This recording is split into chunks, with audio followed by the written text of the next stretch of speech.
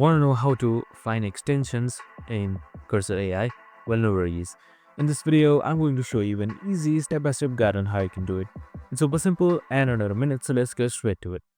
The first things first, what you need to do is make sure you have Cursor AI installed and make sure you have it opened. So we have also created a video on how to install Cursor AI, so make sure to watch it. So once you've done all of that, you should be provided with this interface right here. So you need to open up your View tab. So on the top, you should be seeing various navigation bar, or you should be seeing this hamburger icon right here. Just simply select any one of that and then select View. Now once you're under View, here you should be seeing various options. Now in order to open up extension, here you should be seeing Shift X Control or Control Shift X. So you can just simply select that to open up extensions right here. So you can see or you can search extensions in our marketplace. So this basically means that you can search various extensions and download it like Python, C, C#, etc. And that's it. Super simple and easy.